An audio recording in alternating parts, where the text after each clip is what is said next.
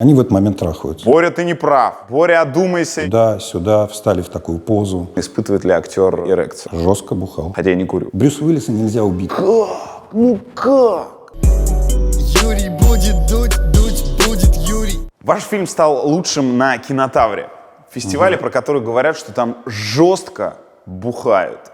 Как вы отмечали победу, вот этот самый гран-при на Кинотавре? Жестко бухал. Как вечеринка происходит? Вам вручили гран-при. Что дальше? Куда вы идете? В ближайшую Хинкальную? Какая-то отдельная автопати в светском месте? Там есть много разных кафе, в которые, собственно говоря, в одно из них мы пошли вместе с актерами, продюсерами и друзьями и пили до утра. В каком состоянии вы добирались до номера? Нет, в нормальном. Но, честно говоря, я не помню, но, наверное, в нормальном. Это хорошо. Мы сонный след летящих птиц, плывущих. Фестивали. Объясните тем, кто не понимает, кто, может быть, кино интересуется только в формате похода там, в октябрь, в любое другое каро, для чего нужны фестивали? Это что это? Парад лица торговли? Любой фестиваль или Кинотавр? Если между ними есть разница, то было бы интересно ее узнать. Это разница есть только, собственно говоря, в выхлопе, в шуме, в том, какое количество газет про это напишет. Поскольку фестивальное кино — это кино, которое выходит без наружной рекламы, без баннеров, без всего, это просто очень, большая рекламная площадка. Ваш фильм побеждает на фестивале на Кинотавре, про него там пишут 20 изданий. Он побеждает в Каннах, про него пишет весь мир. Собственно говоря, и небольшой, малобюджетный фильм становится, хитом дальше в кинотеатрах. Например, Звягинцев сейчас собрал уже за первую неделю проката во Франции $500 000. Ух ты.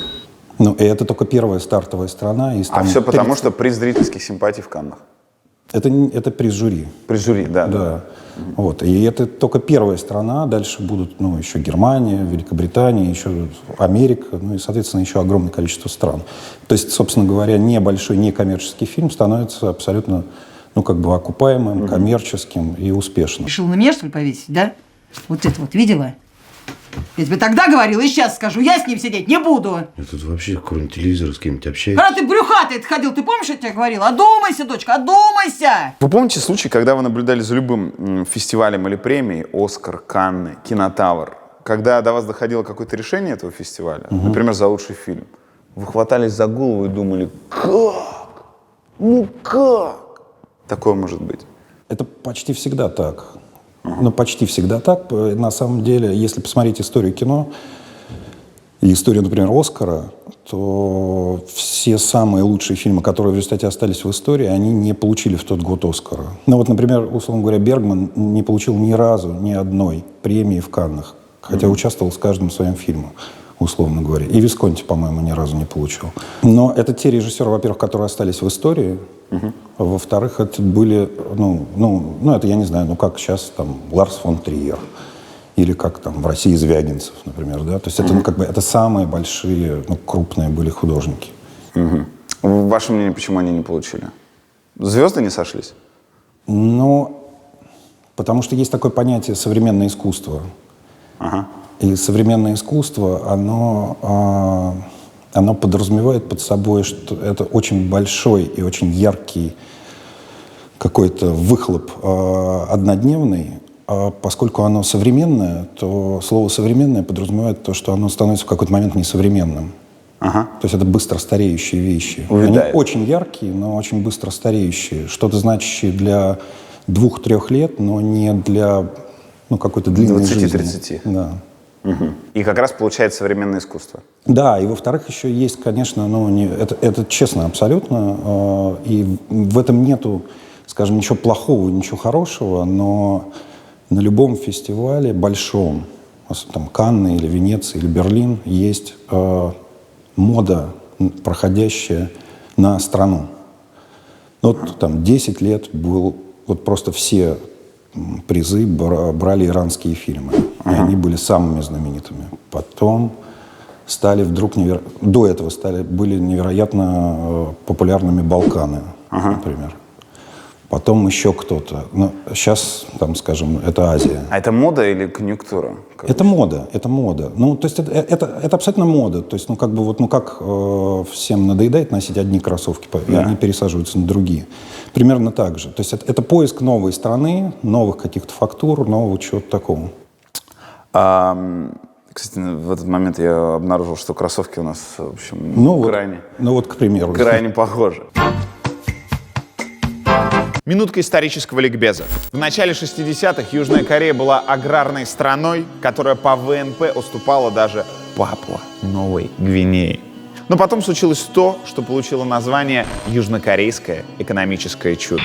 Не обладая невероятными природными ресурсами, страна всего за несколько десятилетий ворвалась в число лучших экономик мира. Жесткое экономическое планирование, инвестиции в образование и науку и ориентир на экспорт сделали так, что Южная Корея стала одной из самых развитых стран мира. И одним из символов этого чуда стал концерн Hyundai, выросший из маленькой автомастерской в одной из крупнейших компаний планеты.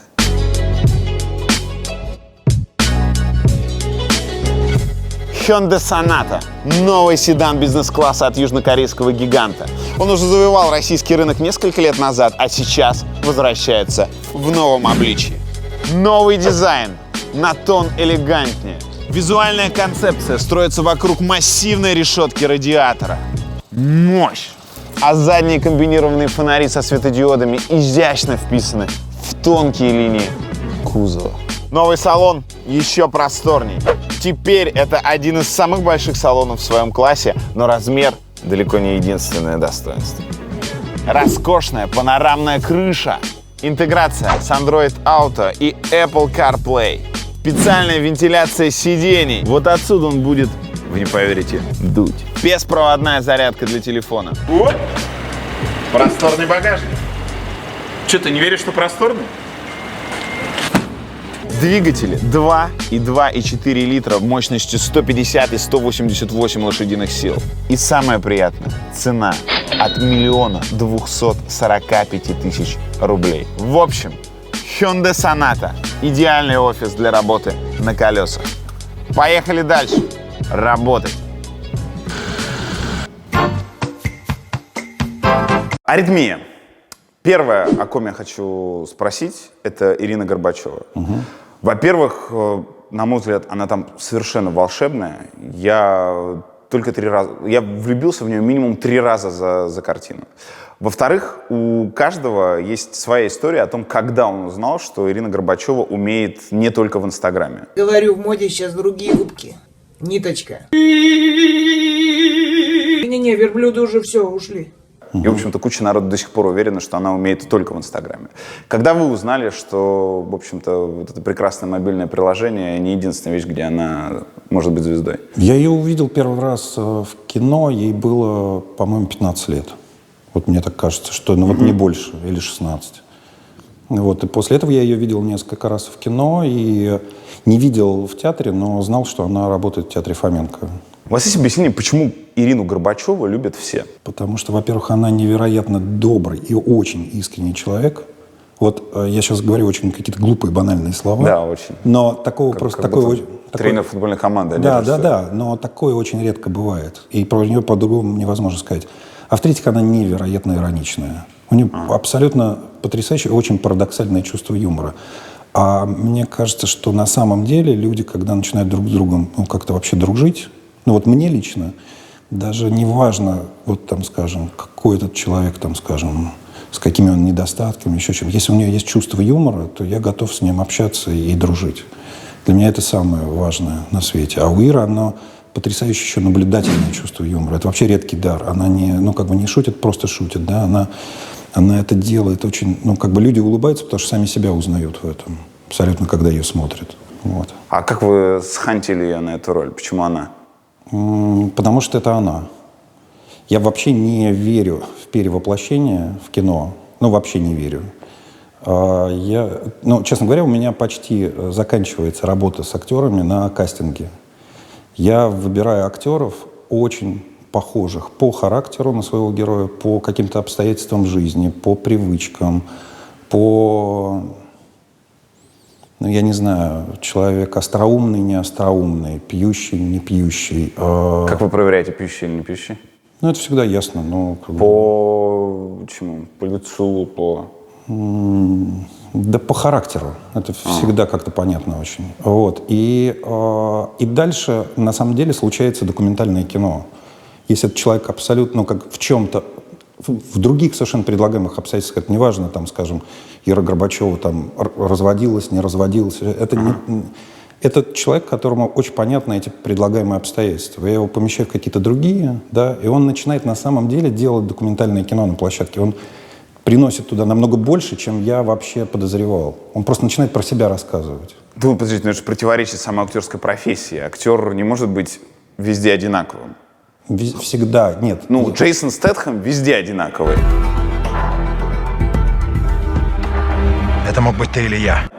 Допустим, Смотрите, я говорю именно про героев. Брюс Уиллис везде одинаковый. Да. Олег Николаевич Янковский везде одинаковый. Высоцкий везде одинаковый.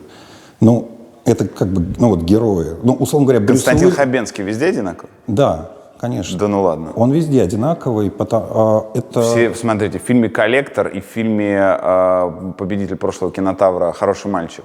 Фу. Пора на работу.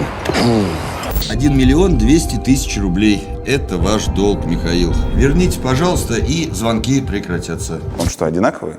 Абсолютно разные роли, абсолютно разная харизма, абсолютно разный размер яиц.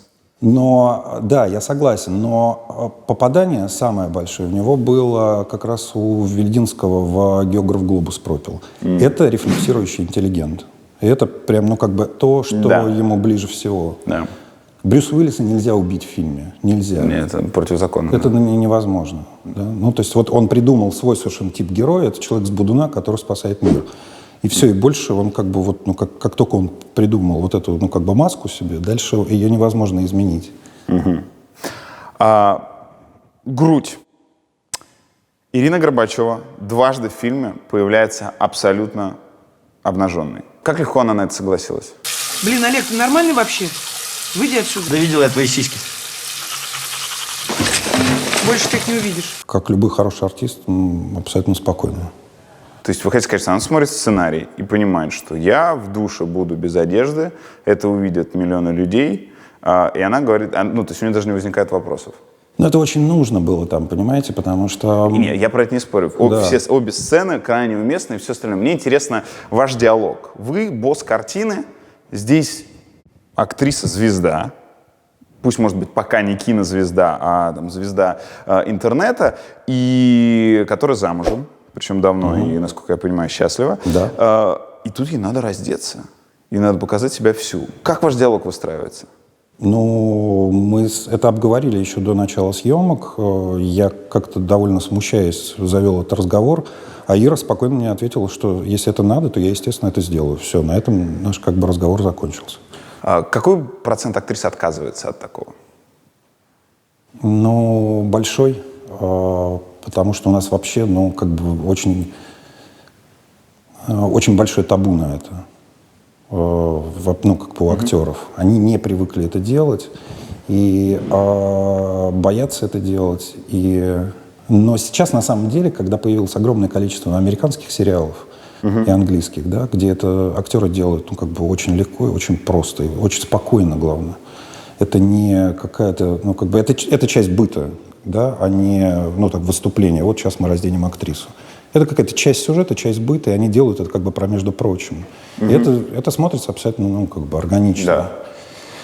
В этом смысле они сейчас уже как-то вот это смотрят, и уже как-то все это уже получше и полегче. То есть «Игра престолов» сделала свое дело, да? Конечно, да. И... Нет, в «Игре престолов» секс вообще имеет другое совершенно значение. В любом сериале, а там очень сложно устроена история с кучей разных линий. Да. Их нужно иногда пересказать, что где сейчас происходит, все обстоятельства. Для того, чтобы было зрителю не скучно, они в этот момент трахаются. И параллельно рассказывают друг другу все обстоятельства того, что происходит в этом королевстве или в той башне и так далее, и так далее. Вот бы все рассказы такими были. Сцена секса на кухне. Ну, на мой взгляд, он получился настолько жизненным и горячим, что я вышел покурить даже в этот момент, хотя я не курю.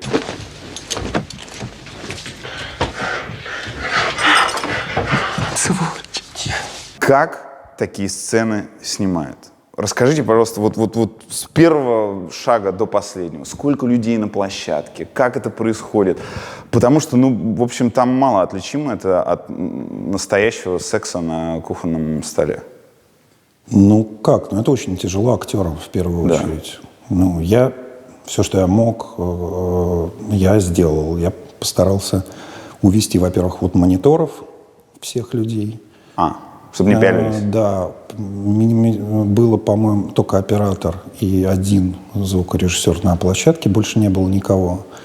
Вот. И мы снимали это цельными дублями. То есть не то, что вот здесь вот мы, значит, снимаем рубашку, здесь, значит, здесь так. Мы просто вот, ну, как бы вот они, вот ушли гости по нашей сцене, они поцеловались, пошли на кухню, выпили по рюмке, разделись, и, ну, как бы происходит секс, и дальше они одеваются. Мы это снимали полностью. Полностью, а потом подрезали просто вот самый удачный просто момент. разными рисунками камеры, вот такой живой. Сколько дублей было? 5. И это в один съемочный день все было? Это была часть съемочного дня.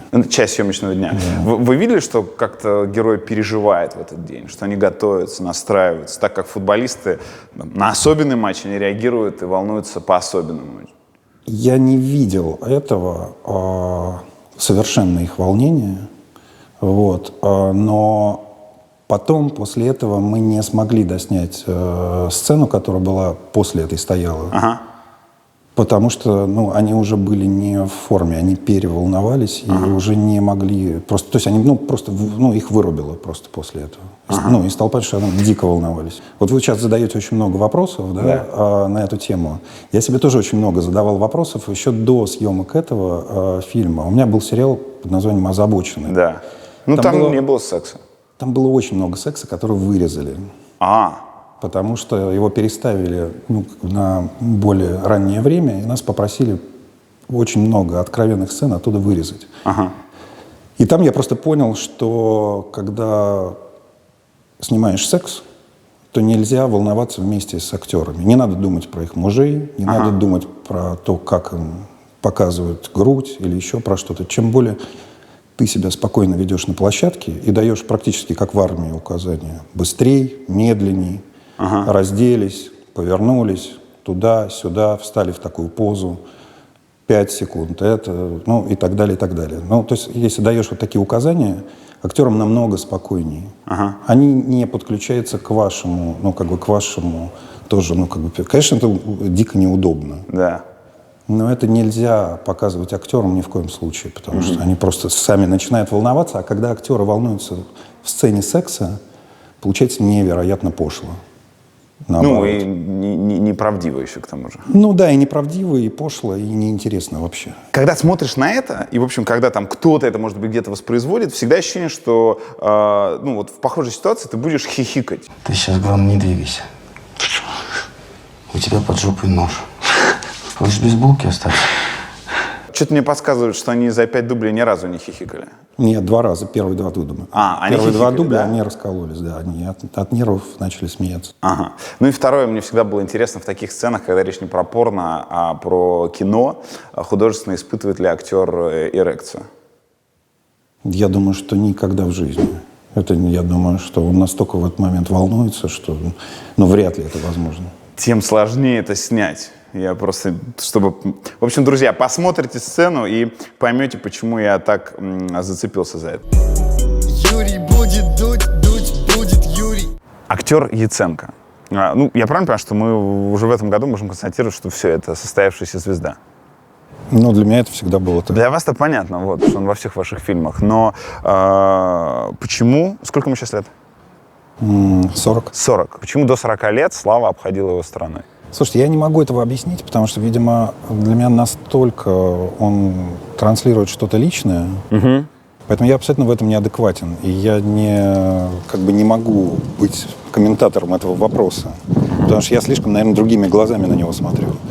Чем он вас цепляет? То есть вот что, там, 3 главных достоинства актера Яценко?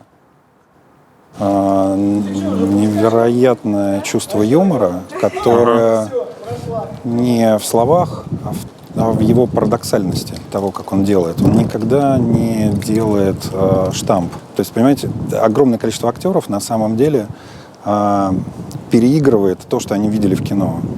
Саша играет только свои впечатления от жизни. И их у него довольно много. Юрий будет дуть, будет Юрий. Вопрос, который меня всегда волновал в свете русского кино, и вот стал волновать еще сильнее после фильма «Аритмия». Вы снимали в Ярославле. Почему вы ни разу за фильм не произнесли, что вы в Ярославле?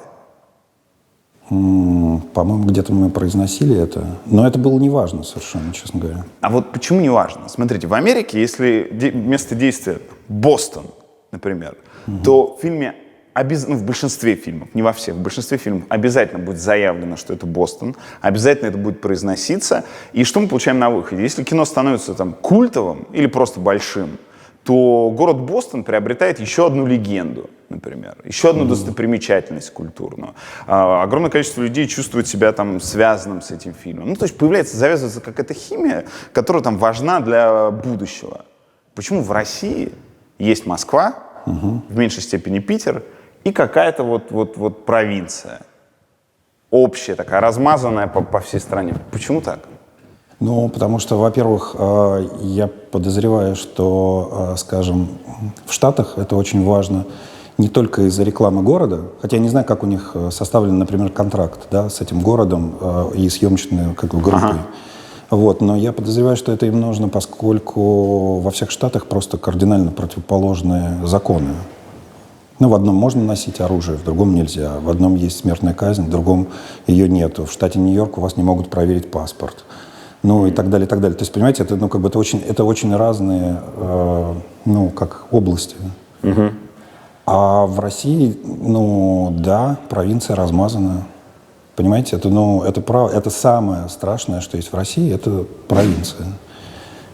Ее присутствие просто. Все страны мира с этим борются разными совершенно способами. Они очень разные, но очень понятные. И это довольно эффективно делается. А у нас, если ты молодой человек, и если у тебя что-то есть в голове и есть желание учиться, то оно моментально связывается точно абсолютно с тем, что тебе нужно уехать из своего города. В Москву? Да. В первый раз, насколько я понимаю, вы фразу «нет больше такой мерзости в мире, как русская провинция» вы произнесли еще 7 лет назад в программе «Школа злословия». Вы это говорили. За эти 7 лет стало хуже или лучше? Хуже. Почему? Потому что как не было производства, так и нету, как работы нет. Ну, я до этого снимал фильм про сельское хозяйство. «Долгая счастливая жизнь». Да. Надо бороться, я за самооборону. Ничего, все в армии служили. Да какая армия? Ну ты в своем уме? Да они съедят, суки. Мы против них стеной попрем. Я куплю себе пулемет, сяду на чердак, как дам очередью. Я про него тоже очень много брал интервью, невероятное количество. Любой начальник от сельского хозяйства, я ему задавал этот вопрос последним. Много вопросов, как устроено то, все, 50-е, вот фермерские, вот эти все хозяйства. Последний спрашивал, а что вообще людям делать в деревне? У них это срывалось просто вот так вот с языка, они потом как-то даже немножко удивлялись. Они говорили, уезжать все.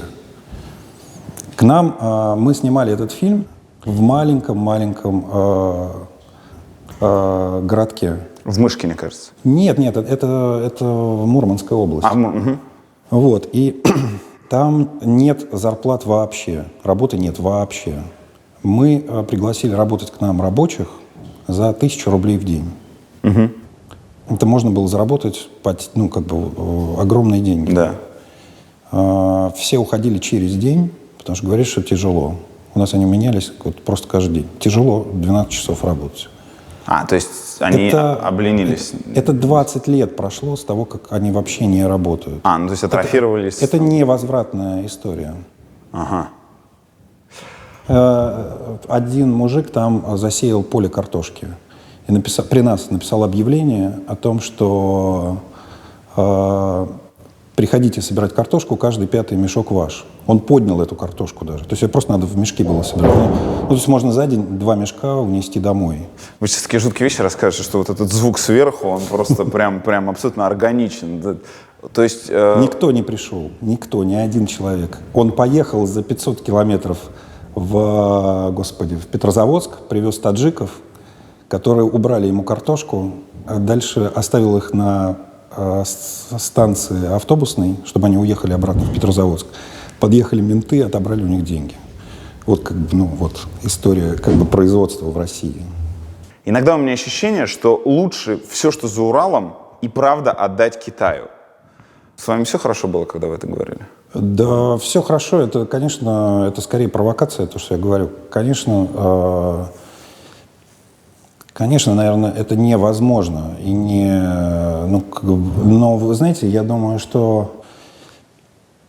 Нет, это, конечно, провокация и слишком яркая штука, которую я сказал. Но суть состоит на самом деле в том, что если вы не живете, ну, как бы в России или в Китае в этот момент, а просто смотрите на это сверху и понимаете, насколько это, ну, как бы земля, люди, на самом деле, брошены и никому не нужны, никто ими не занимается, никто ничего не делает, ни производство, ни сельское хозяйство, ничего там, то, может быть, как бы и распределить это так, чтобы кто-то этим занялся. И там были бы заводы, производство, сельское хозяйство и так далее. Слушайте, ну вот почему вы сейчас это говорите? Я вот включаю телевизор.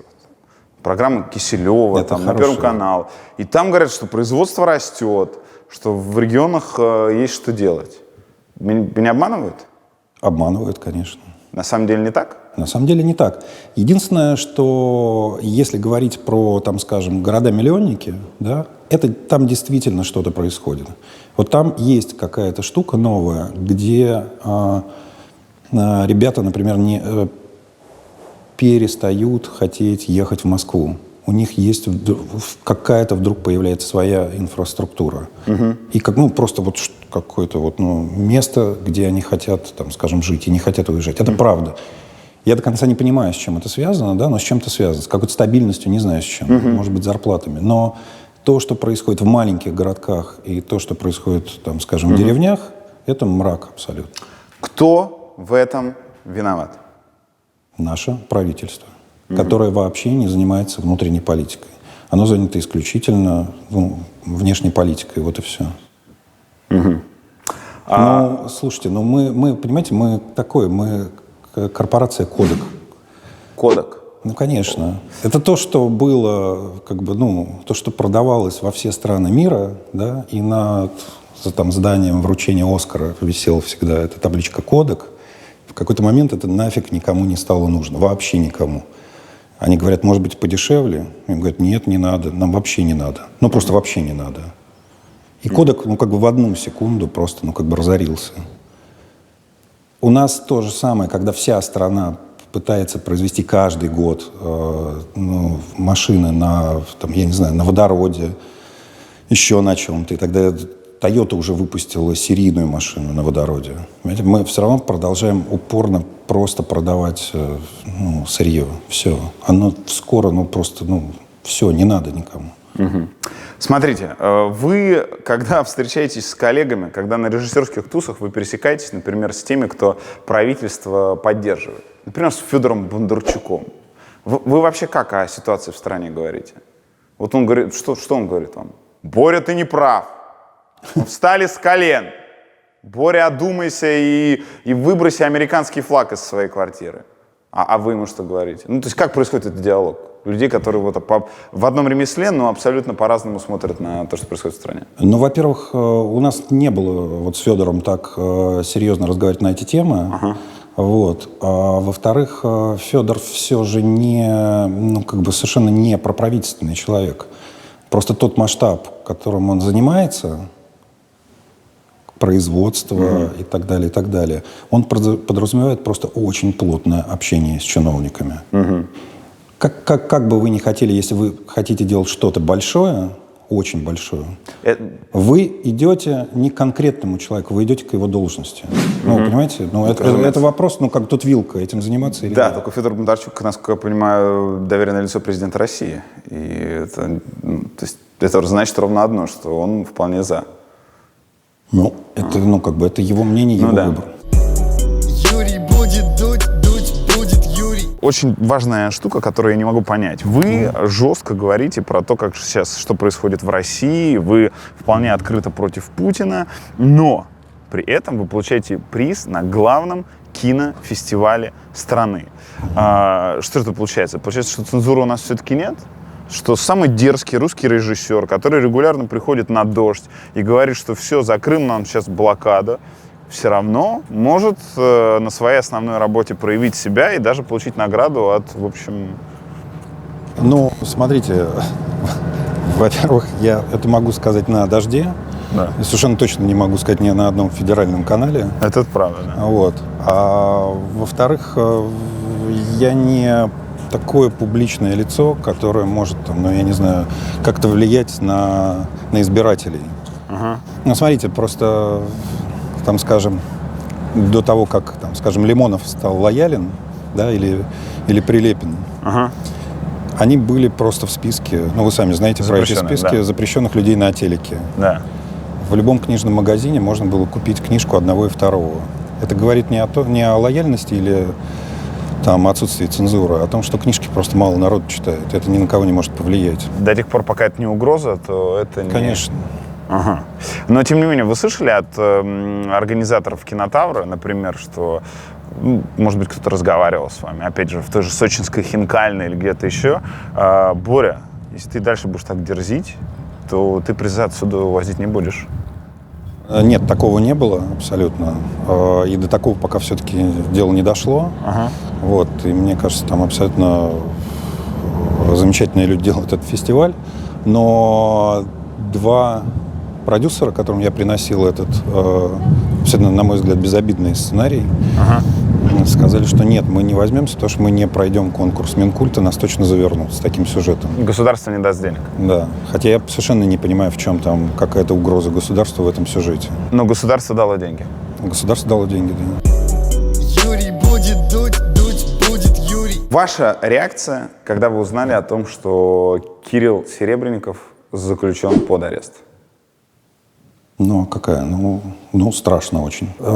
6 лет назад нас с Кириллом Серебренниковым еще с 5 режиссерами позвали на круглый стол, эфир часовой на «Дожде». Нужна ли в искусстве цензура? Я туда приехал и, честно говоря, спросил первое, что почему такой странный формат, почему час? Ну, нам сейчас хватит 5 минут. Давайте спросим друг друга, нужна? Все скажут нет, и мы разъедемся. И тогда это было так, абсолютно искренне, правда так. Еще там 6 лет назад. А сейчас мы можем говорить про это часами, потому что у этого всего появились огромные нюансы.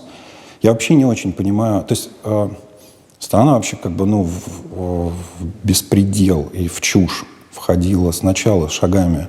Раз в год что-то случалось, потом раз в месяц. Сейчас у меня, мне кажется, вот эти этапы, они прям недельные. То есть что-то все время происходит абсолютно, вообще чудовищное абсолютно. Очень странное. Или вообще ничему не поддающееся, там, скажем, как Поклонская, да. Но вообще, я это проанализировать даже не могу, что это такое. Да, а с Кириллом, это вот еще один прям такой вот, а то, что Сенцов сидит, это мы к этому тоже привыкли. Я не очень понимаю связь цензура и то, что Серебренников сидит под домашним арестом сейчас. Там же обвинение, нецелевое расходование, в общем, мошенничество на 60 с чем-то миллионов рублей. Какая связь здесь с тем, что страшно? Вам возразят, скажут, так не воруйте. Смотрите, уважаемый режиссер. Тут у этой истории есть две вещи, которые... о которых можно, в принципе, говорить. Первое, она состоит в том, что, во-первых, когда есть доказательства, то обвинение ведет себя совсем не глупо. Здесь оно ведет себя максимально глупо. Они говорят про то, что не было спектакля, который смотрели 1000 человек. Сумма скачет все время. То меньше, то больше, то еще больше. Каждый их заявление. То есть, по сути, ничего конкретного Они не могут ему, ну, как бы, винить. Это, ну, как бы, это очень глупое, ну, как бы, очень глупое, нелепое поведение. То есть ваша версия, что его посадили просто за то, что выпендривался? Конечно. Конечно, выпендривался он, или, ну, это абсолютно какая-то цензурная вещь. Точно, абсолютно. А второй момент, вот он меня на самом деле больше всего пугает во всей этой истории. То, что действительно, смотрите, вот я защищаю Серебренникова, но у меня в голове точно, абсолютно ощущение, что его посадят. Человек против Серебренникова и считает, что он вор. У него в голове полное ощущение, что его посадят. Понимаете, то есть я, условно говоря, либерал, там, скажем, есть условный там, значит, там, путинец. Мы абсолютно с ним похожи в одной фигне. Мы оба отучены верить в правосудие. Если человека обвинили, значит, он сядет. Понимаете? Если ему предъявили обвинение, то дальше это просто декоративно. Ну, вот этот суд, расследование, это просто декоративная какая-то прослойка, которая точно окончится тем, что человек сядет. Вот это на самом деле самое страшное. То, что мы все не верим вообще в какое-либо правосудие.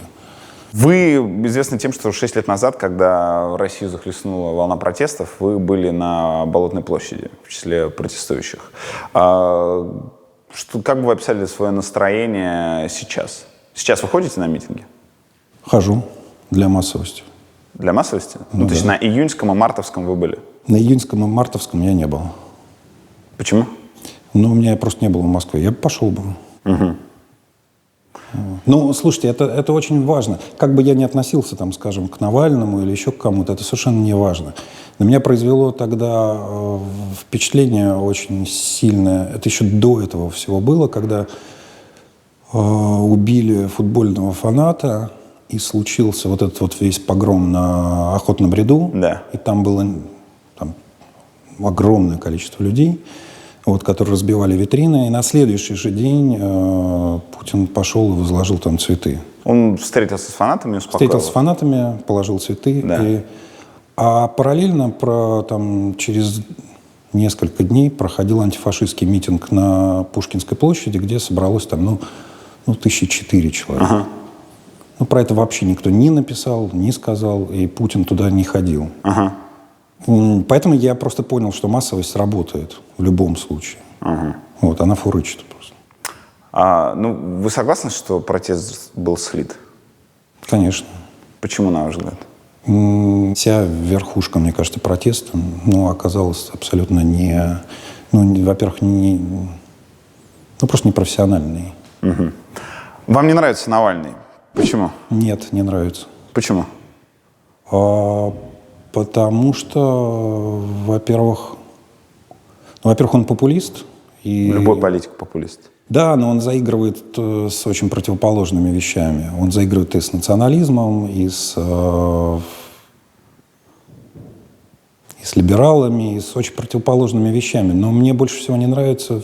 Не то, что не нравится, я никогда бы не стал бы, наверное, за него голосовать, потому что мне кажется, что это человек, который ни разу... у него вообще другая профессия. Он скорее успешный журналист. Он расследователь. Юрий будет дуть будет Юрий. В начале «Аритмии», когда они едут к родителям на дачу, там есть сцена, когда герой Яценко отливает в зеркальце. Вы когда снимали эту сцену, он действительно отливал? Или там шланг с водой был, или что-то еще? Там было 4 дубля. В первом он действительно отливал, и он и вошел в фильм. А второй, третий, четвертый? Второй, третий, четвертый мы снимали, потому что нам казалось, что что-то не так. А как это происходило? Вы просто в другое время снимали, когда он напивался воды достаточное количество, или просто дублеры это делали? Нет, первый раз он пописал, а дальше мы, собственно говоря, делали это с клизмой. Из клизмы. Вот. Да. Мне кажется, как это технически Нет, производится? просто клизма была. Видите, натуральное всегда выигрывает. Верно. Да. Юрий будет дуть будет Юрий. Телевизор. Вы работали долгое время на телеканале ТНТ. Если в 3 или 2 предложениях, что такое работа креативного продюсера? Поиск проекта, его запуск, написание сценария и ведение просто этого проекта от начала до конца. Есть подозрение, что ТНТ, возможно, последний нестыдный канал в русском телеке. Понятно, что во многом из-за того, что там вообще нет политики, так бы он тоже был бы стыдным, конечно. У вас есть объяснение, почему? Да. Объясните. Абсолютно. Это, ну, мое мнение, что телеканал ТНТ — это очень эмоциональное произведение одного человека, Александра Дуля-Райна. Это единственный человек на телевидении, которого я встречал, который искренне любит то, что он делает. Он не делает для кого-то. Ну, то есть, условно говоря, у телевизионщиков всегда есть... Вы же работали на телевидении и знаете, что это вот... Но это вот для бабушек. Да. Это вот для детей. Это вот для кого-то. А вечером после 23:00 А Дуля-Райн для меня? всегда делает то, что ему самому нравится. Вам может не нравиться то, что делает Дуля-Райн, но самое важное, что Дуля-Райна самого прет от того, что он делает. И вот эта эмоциональная составляющая того, что он делает, как бы равный своему желанию смотрения продукт, оно и просто абсолютно, ну, естественно, его какой-то талант и чутье, да, это абсолютно саккумулировалось в эту историю. Довольны ли вы сериал? Я, насколько понимаю, единственный сериал, который вы и режиссировали еще на ТНТ, это было «Озабоченные». Довольны ли вы им? Да, я там огромному количеству вещей научился. Например? Огромное впечатление для меня было общение с Семеном Слепаковым, который был автором сценария. И он меня допустил в обсуждение сценариев, да, и я очень там много понял в сюжетных вещах, как он строит сюжеты, как они работают. А если какую-то часть деталей можно объяснить? Как они работают, как они строятся? Ну, как развивается, там, скажем, там, я не знаю, ну, как развивается герой, в какой серии что с ним должно произойти, где он должен, ну, как бы там... А это шаблон единый или нет? Это не то, что шаблон. Это, ну, любой сценарий, на самом деле, это в чем-то, там, скажем, шаблон. Это набор разных шаблонов, но которые ты потом оживляешь и прячешь этот шаблон. Но шаблон всегда существует. Да. То есть, условно говоря, для ситкома это шаблон, ну, вот для ситуативной комедии, да, то, что мы делали, «Озабоченные», да, это, собственно говоря, 3 линии, где сначала там, на первых минутах ставится проблема у героев. Это параллельно происходит, 3 проблемы. Потом они все начинают ее решать. И почти как-то решают. Потом это все рушится у всех 3. Но в самом конце они как-то выпутываются из этого. Ну, то есть, например, это я вам И как говорю. они выпутаются, это и есть насыщение сериала. Конечно, это да, главное. да. Но это, естественно, дополняется каким-то там... А Слепаков, это же один из самых непубличных, самых немножко нелепых внешне, но при этом, как говорят, невероятно крутых людей русского телека. Он абсолютно невероятный человек, потому что вместо 80 заложенных смен на этот сериал мы снимали 230, по-моему, смен, если я не ошибаюсь. Это только из-за того, что Семен смотрел материал, подходил, наверняка врал мне, но говорил: слушайте, у вас снято все хорошо, и все отлично, все играют, все замечательно. Он говорит: ну я вот тут придумал еще одну штуку, давайте переснимем эту серию вот с такими-то обстоятельствами у героя. А давайте сделаем так. У нас в первой серии было не пересекающихся, снято 3 разных серии. С разным сценарием. С разным сценарием. Ну, к примеру, я просто говорю. Телеканал ТНТ все хорошо с деньгами. Да, но он при этом, Семен был, кроме того, что автор сценария, он был продюсером этого всего дела. И он понимал, на что он идет. И это были большие все-таки потери тоже и финансовые. Но в 3 раза дольше. Да. В 3 раза дольше. Вместо года мы его снимали 2,5 года. Ну, то есть это невероятно просто большой был риск. И он на это шел просто из абсолютно своих каких-то, ну, как бы творческих задач. Главную роль в «Озабоченных» сыграл Юрий Колокольников. Русский, игравший в «Игре престолов». Актер, который играл там, в «Обители», главных телесериалов современности. Смотрите, он по контракту не мог... Он параллельно снимался у нас и там. По контракту он не мог говорить, где он снимается. И он молчал. И мы этого не знали. Единственное, что в какой-то момент он пришел лысый, абсолютно, ну, вот, побритый, и привез с собой такой паричок, который он сказал, вот мне на одной площадке, где я снимался, меня попросили побриться и сделали мне паричок для вас, для озабоченных. То есть нам на «Играх престолов» сделали паричок для того, чтобы он... Ну, вы не знали, что Мы это? не знали это. Только когда уже почти закончили, он сказал нам. И челюсть у кого прокидывалась? Ну, у всех, конечно. У всех? Это было, да, ужасно интересно. Ваша цитата. «Я купил квартиру, ну и поэтому мне нужно было устроиться на телек». Я правильно понимаю, что тот жанр кинофильмов, который вы снимаете, он не так быстро принесет квартиру, как работа на телевидении? Нет, я думаю, что на телевидении я тоже не мог бы купить квартиру. Я просто продал одну квартиру, ну, в которой я жил, и просто купил квартиру побольше. Там не такие большие нужны были деньги, но их надо было заработать. Нет, если снимать только кино, на это жить практически невозможно, если у тебя есть семья. Надо снимать еще там, я не знаю, сериалы, рекламу, еще что-то. Сколько гонорар авторскому кино у режиссера?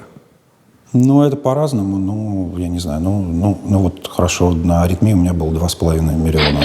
За сколько месяцев? Ну, считайте, это от начала написания сценария, это, наверное, 2 года. 2 года. 100 тысяч рублей в месяц. Юрий будет дуть будет Юрий. Вы недавно стали фанатом «Гражданской обороны». Как это произошло? Я, по-моему, единственный человек, который в России не слышал ни одной песни. Даже «Все идет по плану» до 40 лет. Все идет по плану. Все идет по плану.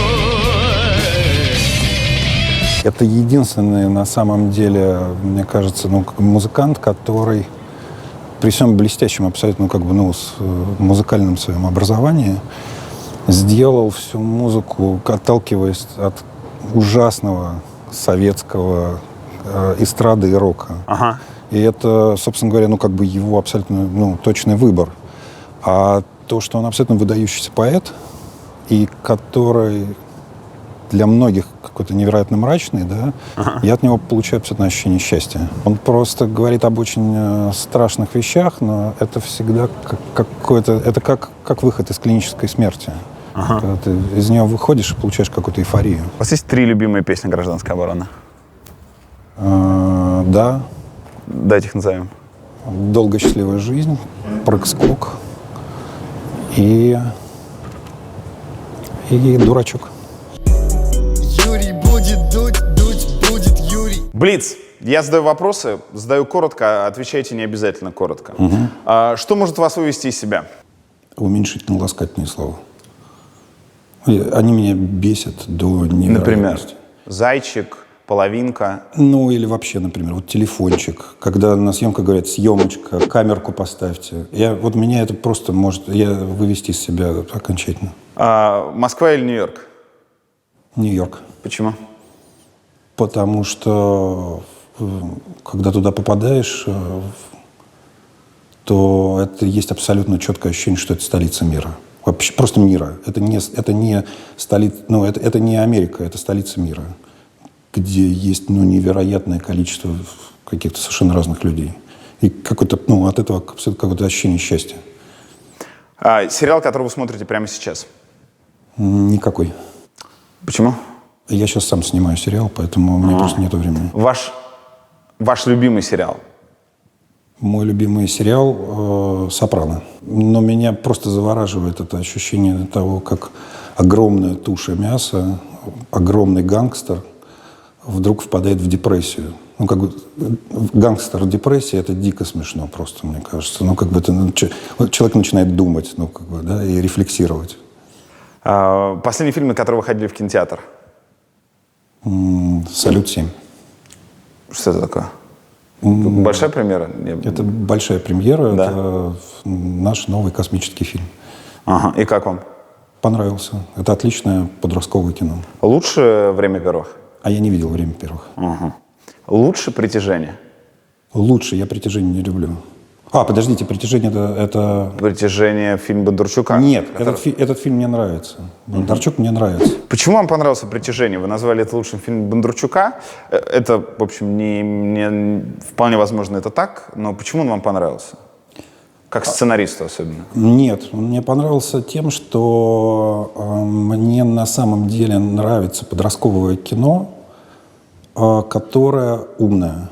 А это на самом деле кино про нетолерантность. Да, идея заложена суперская. И для детей это очень важно. И это в этом смысле у нас такого кино просто не было. Это на самом деле первый шаг в сторону, там, скажем, умного кино для подростков, ну, как бы при этом, ну, как бы вовлечено... Финтифлюшная оболочка. Да. И, ну, ради этого вы готовы простить там, пробоины в сценарии? Слушайте, ну, готов, конечно. Ну, слушайте, мы вообще только начинаем эти большие фильмы делать. Ну, 3 качества, которыми обязан обладать режиссер. умением ждать, снимать в графике и уметь не расстраиваться, когда что-то не получается. Можно ли сказать, что вы пессимист? Нет. Никогда не скажешь, глядя на вас. Есть ли книга, которую вы мечтали бы экранизировать? Нет. Потому что хорошие книжки не надо экранизировать. Потому что они всегда испортят книгу? Нет, ну просто литература намного более богатое искусство, чем кино. Ух У ты. кино намного более убогие средства выражения. Почему занимаетесь кино тогда? Потому что мне нравится очень этим заниматься. Что, кроме времени, сделало из вас взрослого человека? Первый раз повзрослел, когда после школы пошел работать лаборантом на биофак МГУ. До этого я просто ужасно учился в школе, невероятно плохо. И мне вообще на все было наплевать. А здесь почему-то у меня первый раз появилась какая-то ответственность. А как люди, которые ужасно учатся в школе, поступают на любой факультет МГУ? Нет, я пошел работать лаборантом. А, работать? Вы не поступили? Нет. Вы служили в армии потом? Нет, я откосил. Ага. Каким образом? Но это, я думаю, что... Вам стыдно за то, что вы откосили? Нет. А, почему? Потому что в тот момент, кажется, армия, во-первых, ничего не давала, и там был совсем беспредел. Ну, и, насколько я понимаю, вы откосили... Откосить — это значит в нарушении закона не пойти в армию. То есть фактически нарушить закон. Во время интервью вы говорили много справедливых вещей, в том числе по поводу того, что законы в нашей стране не соблюдаются. Не видите ли вы в этом противоречие? Нет, не вижу, потому что я вижу, насколько в армии не соблюдаются законы внутри. Но, тем не менее, Внутри человек, армии. гражданин, который требует от своей власти, чтобы она соблюдала законы, и не соблюдает законы сам, имеет ли он на это право? Требовать? Раз он Я сам? думаю, что да, имеет, потому что, когда я должен был пойти в армии был совсем беспредел. Это был 90-й год. Оказавшись перед Путиным, что вы ему скажете? Мне, честно говоря, совершенно не хотелось бы ему ничего говорить, потому что это, по-моему, абсолютно бессмысленная вещь. Человек живет в каком-то совершенно в своем мире, вообще недоступный для диалога с кем-либо вообще. У меня такое ощущение. Это человек, живущий вообще, мне кажется, без диалога с кем-то, кроме себя. Конкурс. Что у вас в руках? Это куртка, Так. в которой снимался Александр Яценко в фильме. Это прям куртка «Аритмия». человека из скорой помощи. Ну, их было несколько, поскольку они портились, да. Да, это одна из отлично. них. Отличный элемент для того, чтобы на рейвы ходить и одеваться как раз в таком реквизитном киношном стиле. Конкурс, друзья. Перед тем, как вы будете в нем участвовать, подписаться, поставить лайк и сделать все прочие ютубные ритуалы, конкурс очень простой. Борис Хлебников в своих фильмах часто наделяет своих героев профессией, и, насколько я понимаю, это для вас очень важный элемент. В последнем фильме, том самом, который взял на Кинотавре главный приз, у героя есть профессия человека из скорой помощи. Как это называется? Врач скорой помощи. Да, врач скорой помощи. До этого вы всерьез исследовали сельское хозяйство, там, его проблемы и все остальное. Предложите свою профессию для Бориса Хлебникова, чтобы в одном из следующих фильмов он изучил ее и дал одному из своих героев именно эту профессию. Это может быть фрезеровщик, это может быть танцовщица стриптиз-клуба, кто угодно еще. Предлагайте профессию и в двух-трех предложениях объясняйте, почему надо выбрать именно ее. Чем она интересна и почему нужно выбрать именно ее. Борис, спасибо вам большое. Спасибо. Юрий будет дуть будет Юрий. Призы! Продолжаем раздавать подарки за наши бомбические конкурсы. У нас осталось несколько долгов по второму, то есть текущему сезону. Начнем с Михаила Борисовича Ходорковского. Пара-бара-бам-пам! Нужно было придумать идею стартапа. И победу здесь одерживает Данила Разуваев. Идея. Служба психологической помощи, а также консультационные услуги для мужчин, чьи жены хотят именно этот дом. Это я тогда купил в Швейцарии 2 миллиона фунтов евро. Гарик Мартиросян разыгрывал бабочку от бренда, от дорогого бренда. И нужно было придумать, что же он мог бы рекламировать хорошо, как самая известная и бесплатная реклама Армении. Нам больше всего понравился вариант Андрея Ломакина. Он предложил реклама шахмат. Черные фигуры читают рэп, белые фигуры стихоблудят. Я даже представляю, как это удачно можно было бы снять. Баха! Тот самый, который Джа Калиб. Нужно было придумать серьезные строчки для этого известного певца лирических песен. И Чики-Брики предложил следующий вариант. Не знаю, под какой бит, поэтому, в общем, произвольно это делаю. «Коль даже растворится этот мир на кварки и на атомную пыль, я бедняку устрою знатный пир и дам ночлег хромому и костыль». В общем, на радио Шансон, мне кажется, это вполне могло бы попасть. Ну и нейромонах Феофан. Нужно было придумать прозвище на манер Владимир Красное Солнышко, Владимир Мономах и все такое. Гагик Карапетян. После этого интервью напрашивается прозвище «Интернет-вещий Олег». Ребятишки, участвуйте в наших конкурсах, ставьте лайк, колокольчик, прочие ритуалы выполняйте и помните, не телевизор же вам смотреть.